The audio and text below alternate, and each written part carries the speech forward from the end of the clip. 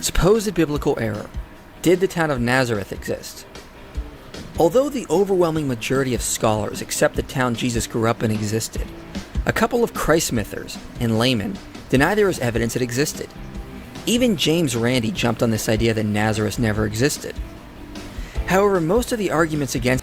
When he said even this guy, why is even this guy? Is it a prominent figure? ...the existence of Nazareth come from René Salm, who is not a scholar or an archaeologist, and his work has been heavily criticized by actual experts in the field. In reality, we do have sufficient evidence for the existence of Nazareth.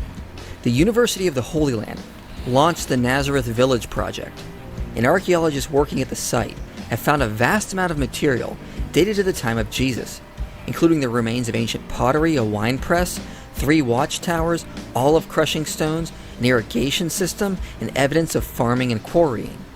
This was all published in the 2007 Bulletin of the Anglo-Israeli Archaeology Society, and the paper is attached below in the information section for anyone who wants to read it.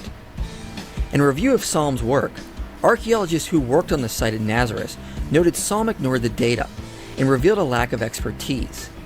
To quote them, "It would appear that the analysis, which René Salm includes in his review, and his recent book must, in itself, be relegated to the realm of myth." Ken Dark, an archaeologist who has dug at the Nazareth site, said of his work, "Despite initial appearances, this is not a well-informed study and ignores much evidence and important published work of direct relevance. The basic premise is faulty, and Salm's reasoning is often weak and shaped by his preconceptions. Overall, his central argument is archaeologically unsupportable." So perhaps James Randi should live up to the popular belief about him and be skeptical of the rantings of an unqualified piano teacher and see what actual archaeologists and scholars have found on the issue. Randi doesn't even realize who the archaeologists are. Scholars associated with the Nazareth Village Project, Stephen Phan, Yehuda Rapuano, and Ross Voss, none of them archaeologists, now say that evidence has been discovered there for a town that existed at the time of Jesus. It doesn't take a lot of research to find the credentials of Voss, Phan, and Rapuano. As you can see, Voss is an archaeologist, and Rapuano is an archaeologist for Israeli antiquity authorities. And Phan directed excavations at Nazareth since 1997, and has a site listing his education and credentials as a scholar and archaeologist. It really shows how little Randi has investigated the issue. His main source is a non-archaeologist, and he erroneously claims Salm's critics are not qualified. Salm also Actually, I'm maybe I missed it. The argument by Salm there is that there are no archaeological proof. Is that the argument? Is that the central argument, or is there a different argument to say that no? And the argument is what? There's no such thing as population there. Is that what it means? Tries to use literary arguments from the Bible against the existence of Nazareth.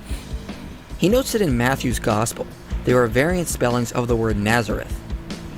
But this is simply because of how Greek spelling and grammar works. Occasionally, the Greek spelling of words changes if the next word starts with a vowel or a rough breathing. In Matthew's Gospel, a variant spelling occurs just before a rough breathing, then before a simple vowel, and finally before a consonant, a theta, occurs. Dr. Ron C. Fay said in an interview, "When moving from one language to another with names, transcription can be a difficult discipline, especially when switching alphabets. Look what happens to the name of Jesus. Sometimes it is conjugated, give different endings depending upon its function in the sentence, and other times it is not. Jerusalem is spelled 2 different ways in Luke alone. One declinable can change endings, and one indeclinable cannot change endings.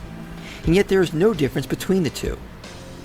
Salm also tries to say Mark's reference to Jesus being a Nazarene is in reference to another city called Nazareth, which is pretty hysterical since we have no evidence of this town existing in archaeology or any manuscripts.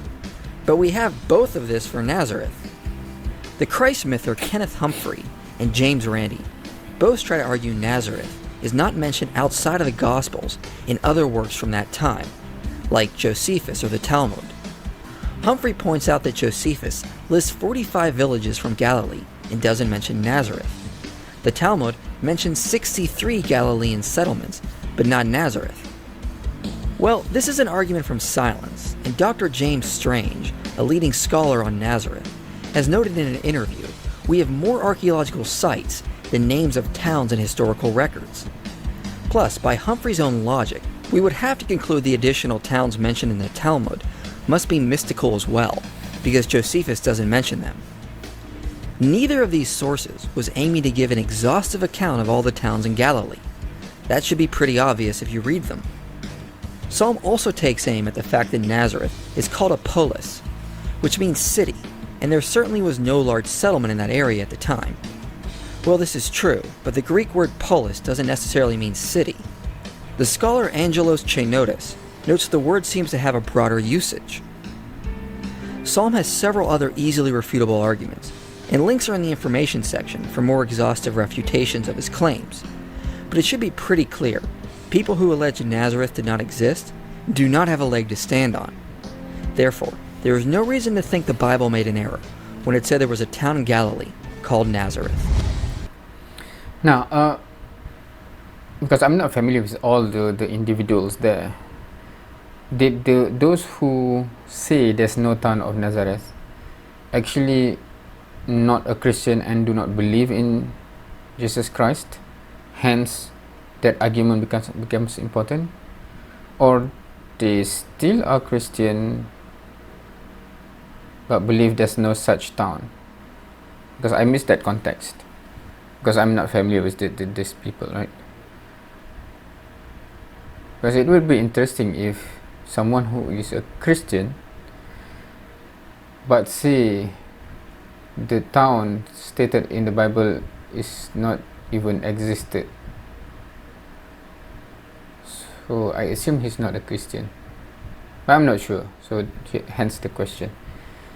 Anyway, thank you for watching. See you next time.